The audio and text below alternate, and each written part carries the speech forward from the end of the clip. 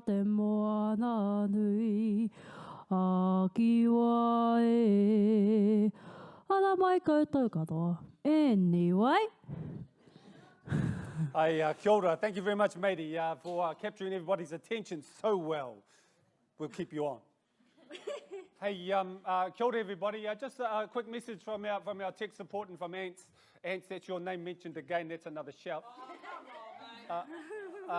We've just lost our live streaming out into the big wide world, but we are recording what's going on, and so you will be able to catch up with it later on YouTube or on our Facebook page. So yes, the recording working internally, going primo. It's just our connection to live streaming out to the big wide world. But now I'm going to hand it back to Matey, and she's got next what's on our agenda. So, kia ora team. I hope you had a wonderful wonderful time connecting. I was looking around the room to see if, and just watching the conversations, the lovely conversations, by the way. And this is the 5th time your name's going to be mentioned now. Jeez. Just a request from Sept, can you stand the other side of the lectern? So,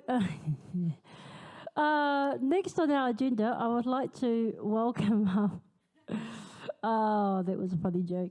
I would like to welcome up Jenny from not Mid Central. What am I doing? Jenny from help me. Disabled core group and disabled persons core group, and Tracey from family core group, and also Dion from the Whenua core group. Come up, team.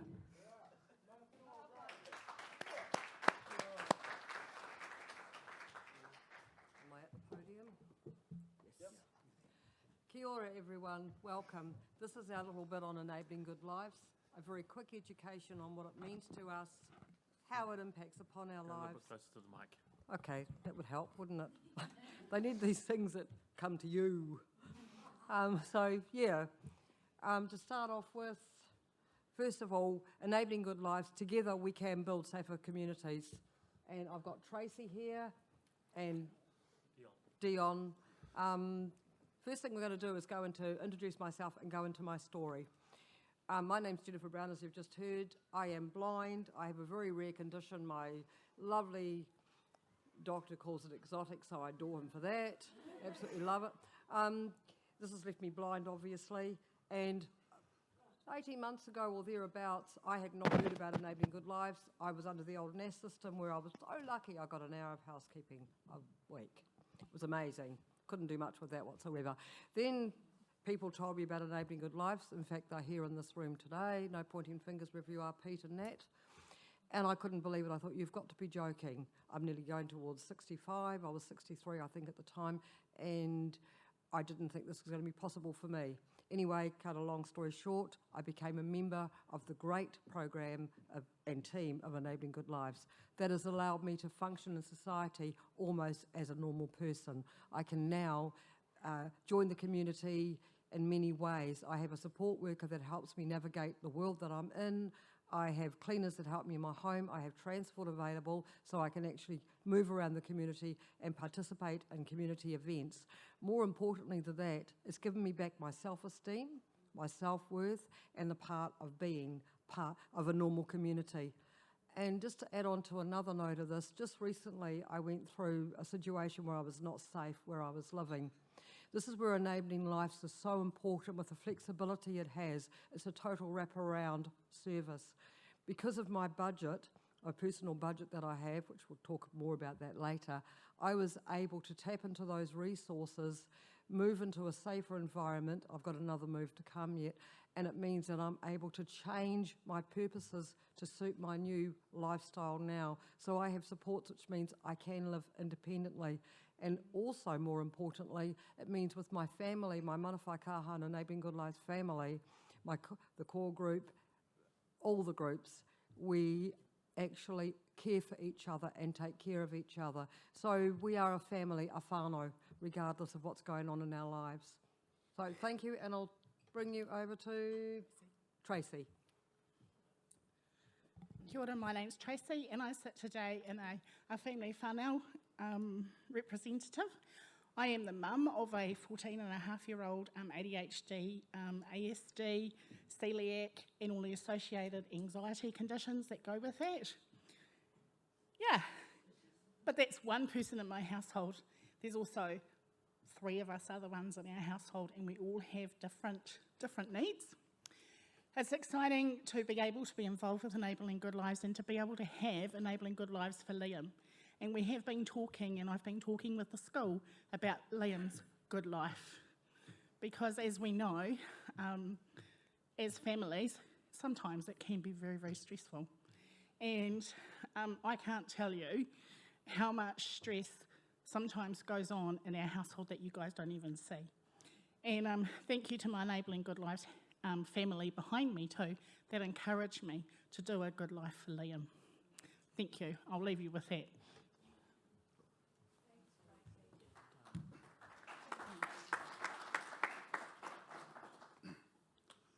Kia ora tātou, my name is Dion Handsome Ponga. You can call me Dion or just plain old handsome.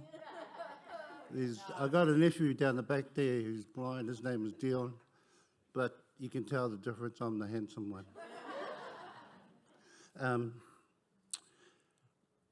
My grandfather lived in the mid-reaches of the Whanau River, and they used to call him tote tote or makarona, which means hip-hop or someone who mucks around.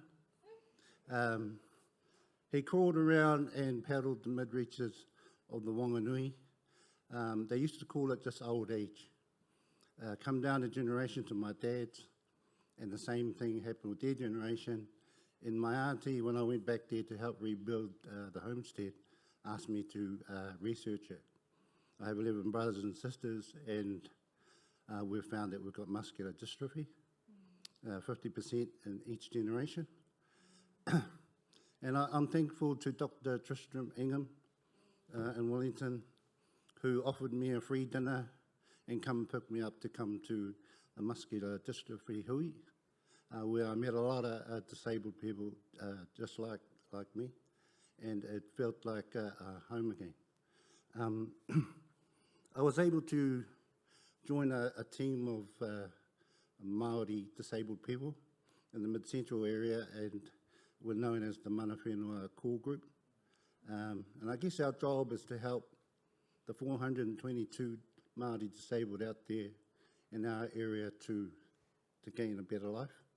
And with Mana Whaikaha, Enabling Good Lives, that's actually helped us immensely. One of the areas that when I've only been in this position for 3 months, but the stories I hear are heartfelt and emotional stories, and from 0 right through to 60 plus. But the area that I see that needs a lot of attention is the areas of the age groups between 0 and 10. And to me, it's a grey area that requires a lot of funding, a lot of professional expertise.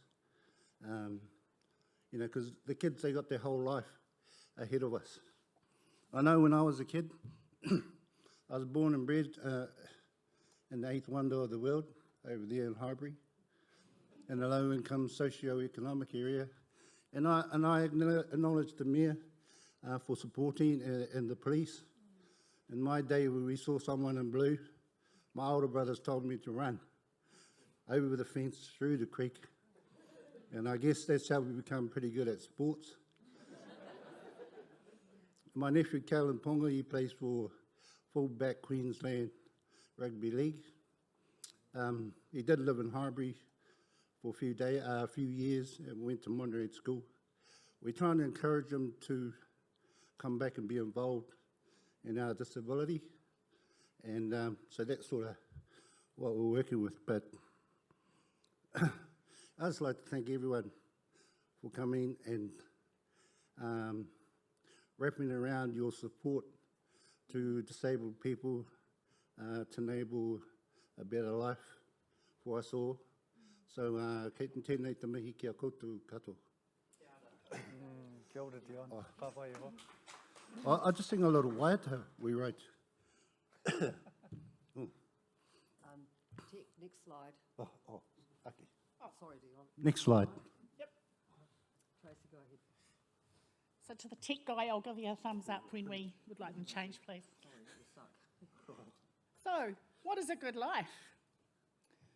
So, a good life is to access safe and affordable... Oh, thank you. Forgot about that. What is a good life? To access safe and affordable housing, to secure employment, being able to access the community, being able to build relationships, so important. Having access to education or to further your education, feeling safe in the wider community and in your own environment, having access for health requirements, having access to information suited to your requirements. Do you guys want to add anything? Yeah. This means, you can probably figure out what this means, but this means making sure that information you want put out there, especially concerning safety or awareness of others, has to be in a format that either can be listened to or read, easy read for those that have learning disabilities, but in a way that's easy and approachable for them. And also means that if you're on the street or around and you're approaching someone with a disability who has a support worker with them, please acknowledge the disabled person first, not the support worker. Because you've got to realise they are actually a person, a human being, and do deserve and need to be treated with the greatest dignity possible. Thank you. Next slide. Sorry, Tracey. That's right. Just very quickly, as you know, it was Māori Language Week the other week. Now, there was a person that wanted to watch Shortland Street. Now, she couldn't, she had been watching Shortland Street for quite some time, but they didn't have the ability to be able to acknowledge so you could listen to it. Because sometimes when you can't see, you know your favourite program, and I know, you know, we all have our favourite things in life. And that's part of our lives too, is allowing us to have the things that we enjoy in our lives, and actually, and not just in what we know, but about the things that are a bit wider field. So I just put that in there. Being Māori myself and having a way of acknowledging my Māori language, I think that's important to, you know, just to think, leave that as a book too. Kia ora, Tracey. Thank you. Thank you. Next slide. Our approach. Through enabling good lives, disabled people and their whanau can choose to increase the choice and control they have in their lives and supports. People have stuff to say, I've got the roaming cap. Thank you. Which, as we all know, means that we have the ability to choose what we do, how we do it, and who we do with it, who we do it with. And that doesn't mean anything weird, people. It just means we can choose who we have support us, and whatever means that is. Anything to add, Dion?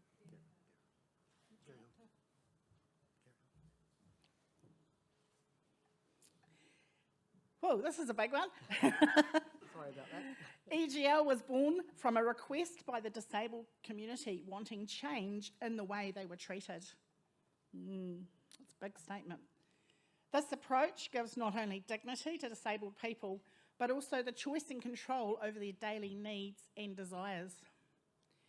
8 principles were developed by this response to give better understanding of what is expected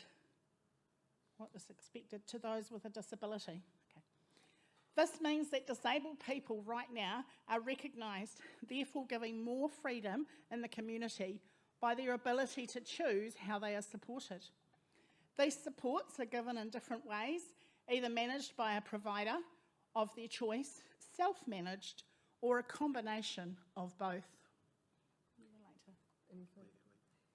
Unlike the old NAS system, which we all know means that you get very limited. They tell you what to do, they plan it out for you, and then you get told what's going to happen.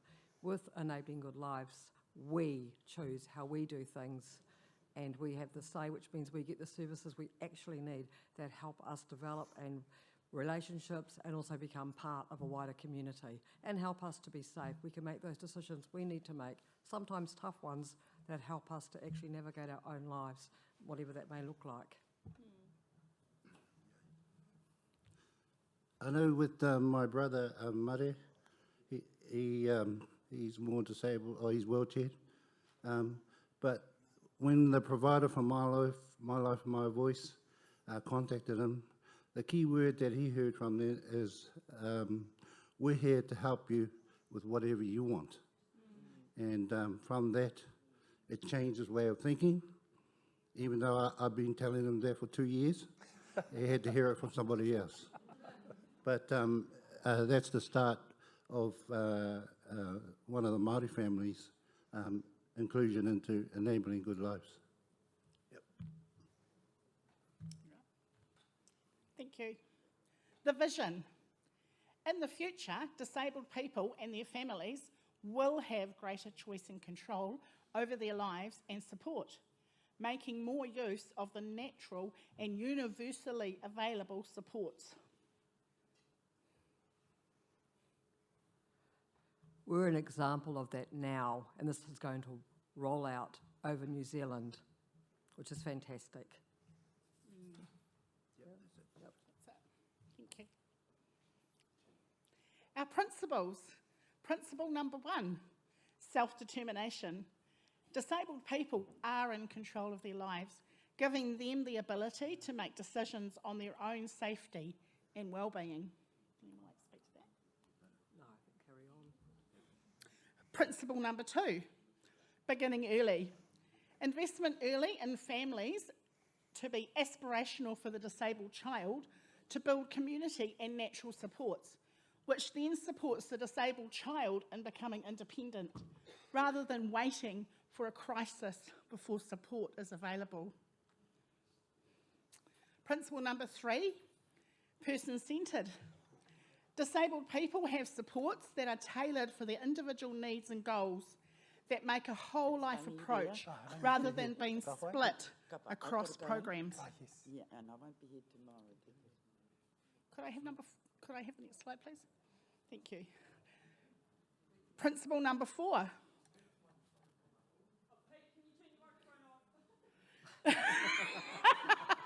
Competition, please. At least he wasn't in another room. Principle number 4, ordinary life outcomes. Disabled people are supported to live in everyday life and everyday places, and are regarded as citizens with opportunities for learning, employment, having a home and family, and social participation, like others at similar stages in life.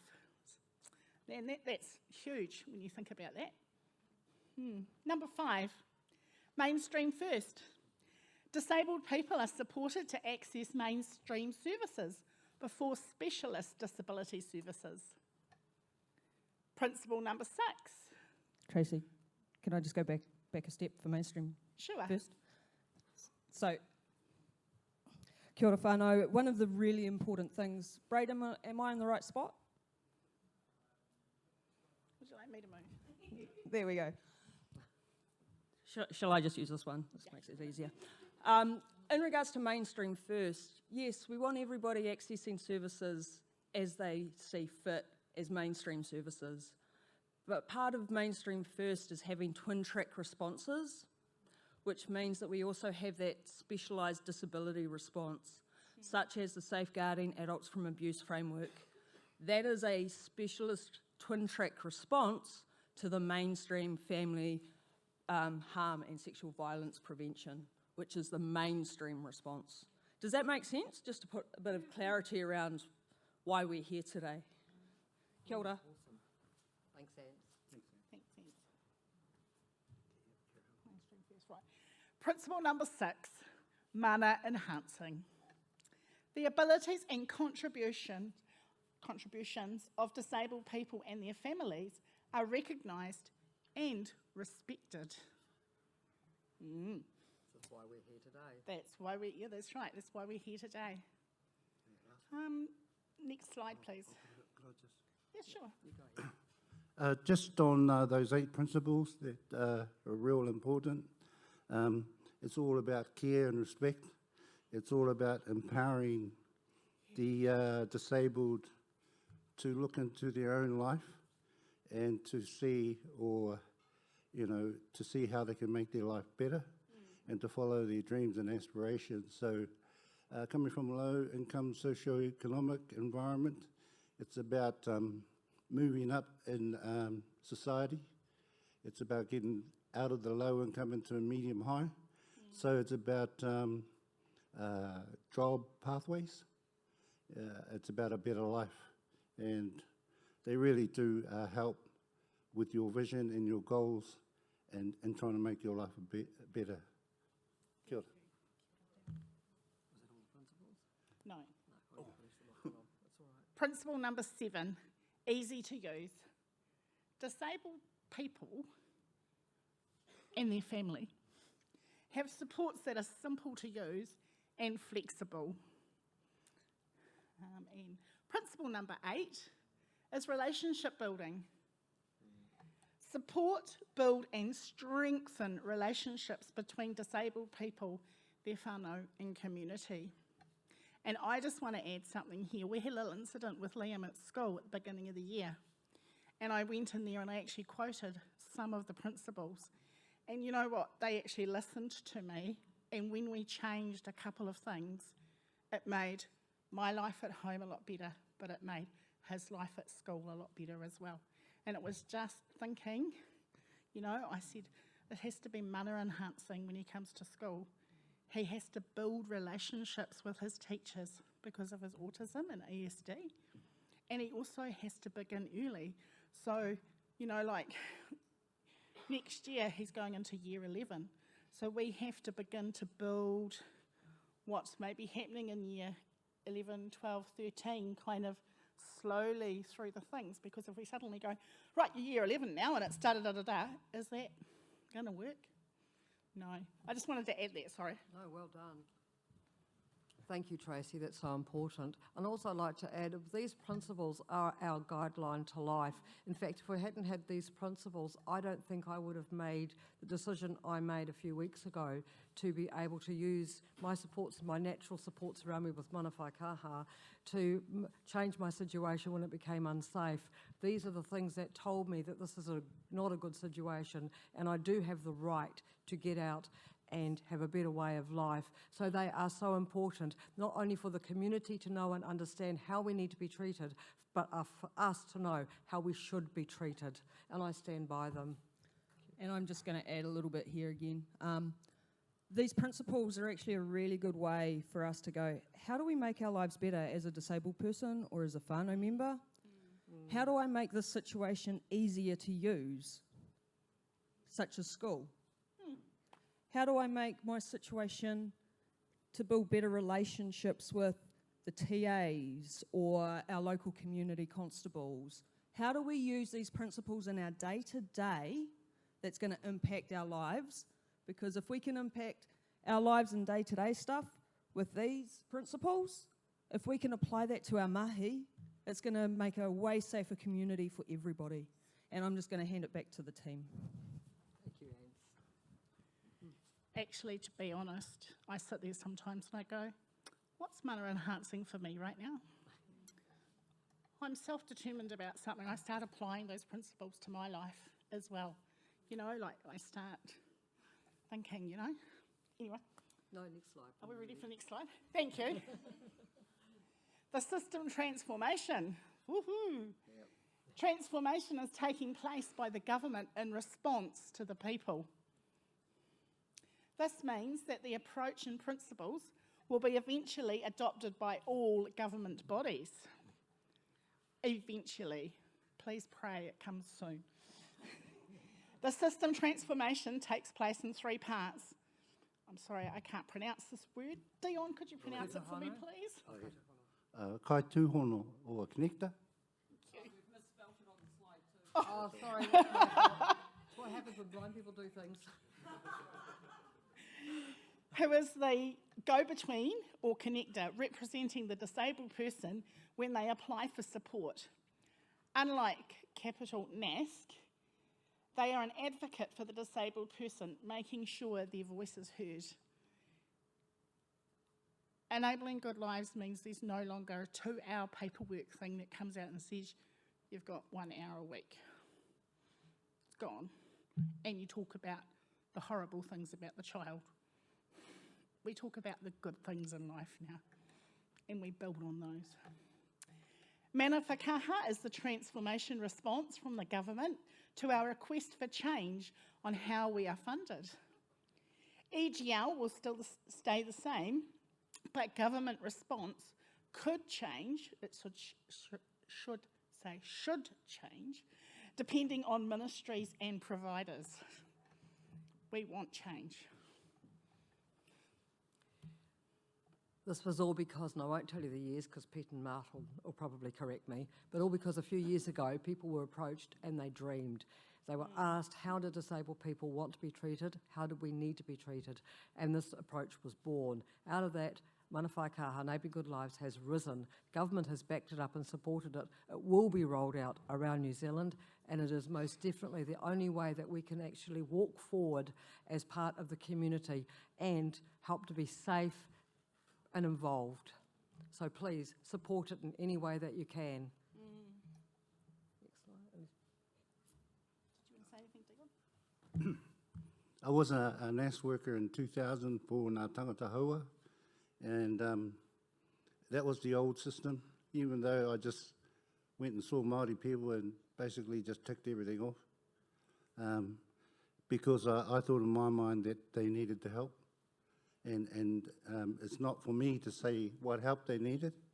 They know themselves what they need to make their life better, and this system transformation is how this health system can move into that space, which will make better lives for our people. And so, yeah, I'd just like to acknowledge that. Kia ora.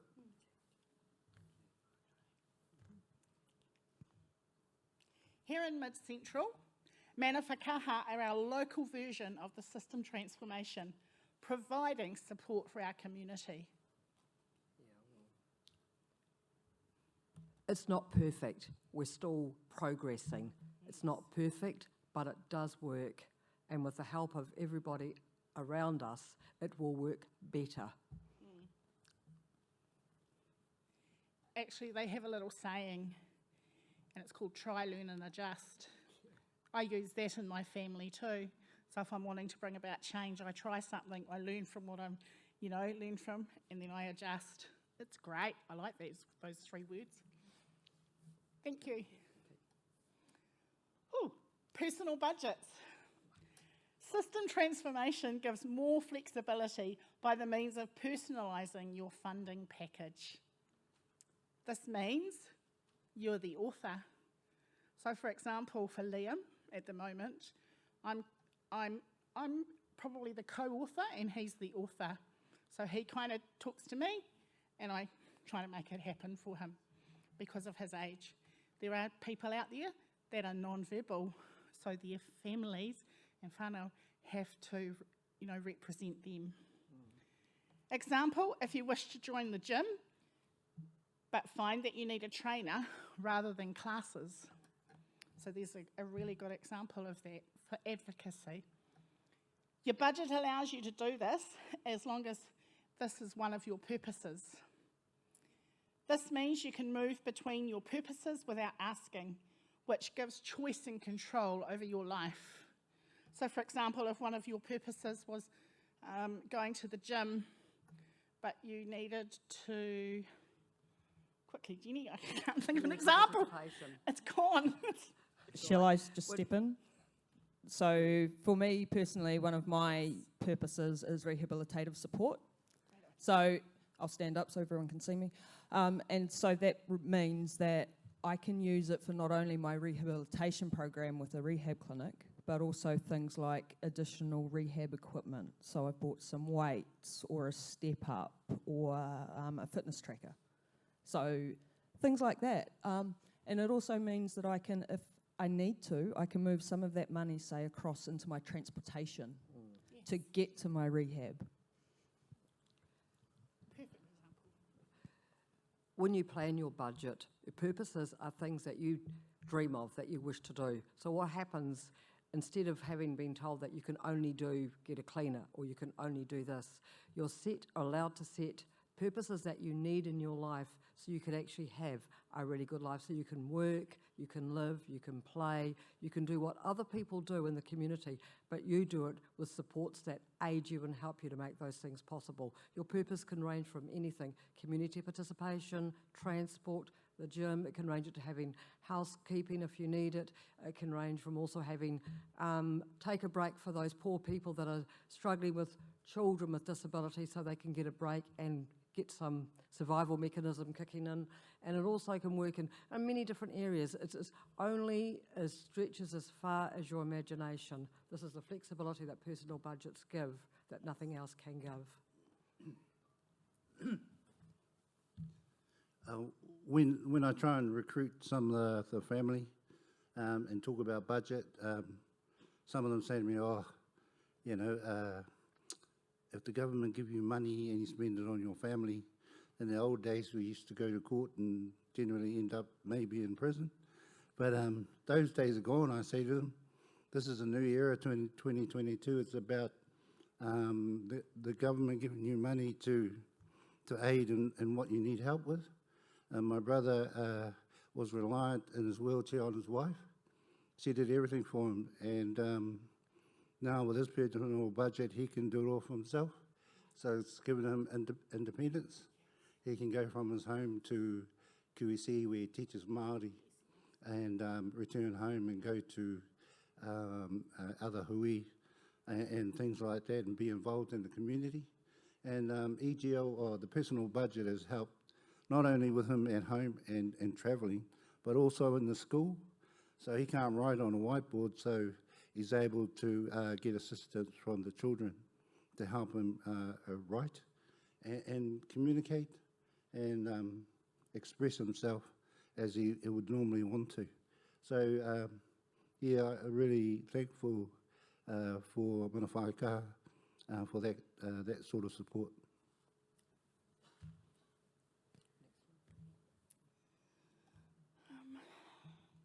By being flexible, you have the opportunity to explore and reach for what you might have only dreamt of.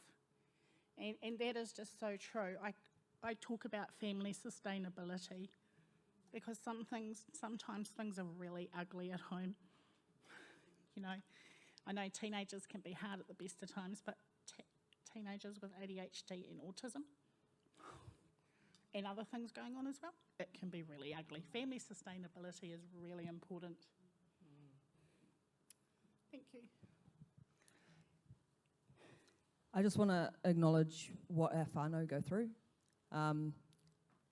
There's often a tension between disabled people and some of the whānau, just because of the dynamics of life. But I really want to acknowledge what some of our whānau go through, because they are disabled by the barriers that are in place for their kids. It's a different experience, but it is very much a lived experience of disability. It's just not a personally lived experience. It's a whānau experience. And, that causes huge tensions amongst the whānau themselves, but also at times our community, because sometimes we as disabled people feel like we're having other people's parents telling us what to do and all those sorts of things. You're judged. Yeah. So I just want to also acknowledge that tension, because unless we actually talk about it and acknowledge it, we're not going to break down those barriers to have these discussions as well. And just for our tangata whakaha Māori whānau, there's a whole range of issues there when we start looking at the cultural competencies of the people that are trying to support our whānau as well. So I'd like to thank the team here. I think they've got a couple. Have you got a couple points left? Yeah, cool. But once these guys have finished, I want you guys to, because you're all in little packs, I want you to split yourselves up, and then we're going to do a couple of little workshoppy bits.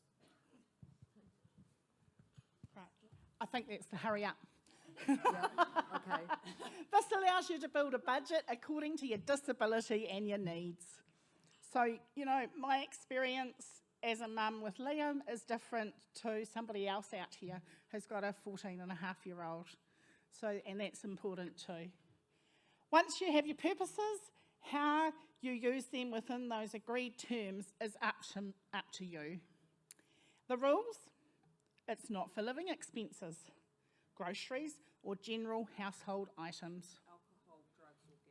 Alcohol, drugs or gambling. When you renew your budget, you have the freedom to change your purposes. Liam's budget rolls in November. Yesterday I sat down with a connector to start planning out my next 12 months with Liam. To recap, the system transformation gives us a representative, I'm sorry, I can't say that name. Kaito Whanau. I'll practice later. Sorry.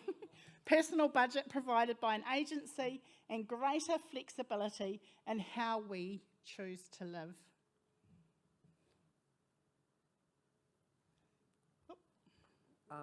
Sorry. Oh, what this means for all of us is that we have an opportunity to get out there, as being said again and again. But I think also it's important to acknowledge the fact the hardest thing for a disabled person to have to recognise is that they are vulnerable. We don't like being vulnerable. It's hard having to face the fact we are vulnerable, and we are. So we do need to have the support of the community around us. Oh, sorry. Sorry, interpreters. So being vulnerable, we do need to have the support of the community around us to help us be safe and prevent us from getting into situations that are difficult for us to actually get out of. So thank you. Our community. Here in the Mid-Central, we have an active EGL community that is working hard to continue to bring change and develop an understanding of EGL and its principles to the wider community. That's why you're here today. This is all achieved through our different groups and networks. We're setting it out. We're putting it out to you today. You're going to take it to other people. Our leaders group is our voice at government's level, giving our responses and requirements on your behalf. Our groups consisting of disabled members, parents and guardians, Māori and Pacifica groups, all have a say on how we are represented at all levels. Within this are subgroups that work among the community to bring the voice of EGL alive. Our future. EGL approach can easily transfer to other areas such as police, schools, etc. By working together with the able-bodied community and the right attitude, we can make this happen. We will make this happen. System transformation needs our thinking to change, to implement policy, and all government bodies need to know about EGL. They need to adopt it.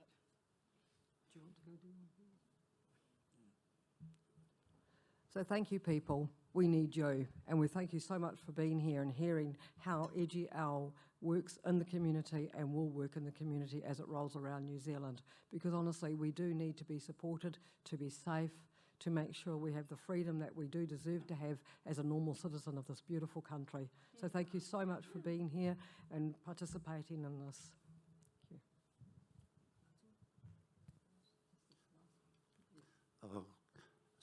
Thank you all, and I'd like to thank these two lovely ladies for inviting me on stage about 10 minutes ago and slowing it all down. But kia ora tātou katoa.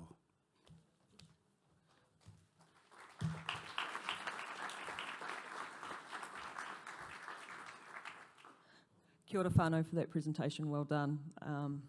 This is our bread and butter. This is what we talk about a lot because we're really passionate about it. But what we'd like you to do now is to mix yourselves up into different groups so you're not all in your normal packs, because a lot of what we're doing today is what I call cross-pollination. So we want you all to be sharing ideas with each other, because you'll have some ideas in one context that work across into others. And the very simple thing we want you to start thinking about is, how are 2 or 3 ways that you could implement the EGL principles in your day-to-day work now? So for example, I know that one medical centre that I particularly use, and we have some challenges along the way, but with COVID, everybody was moving towards pedal bins with the foot pedal, which was really, really good if you can move your foot. Yeah, or you can see it. So, what they did was they recognised the fact that some of us couldn't actually use their rubbish bins any longer, and they put the infrared ones in, so that just made it easier to use for us. And it was good relationship building, because it showed that they actually were listening for a change, and I could keep going on and on and on. But it's things like that we want you to think about. What are a couple of things that you can do in your day-to-day that will make these principles real for people around you? So we're going to do that for about 20 minutes, and then we're going to have a bit of a wind-up session and see how everyone's feeling and what sort of ideas can come out of that. So, yeah, I'll leave it to you guys. There's a lot of EGL people, competent people around the room. So make sure, EGLers, that you spread yourselves out so we can have good conversations across the room around enabling good lives. Let's get to it.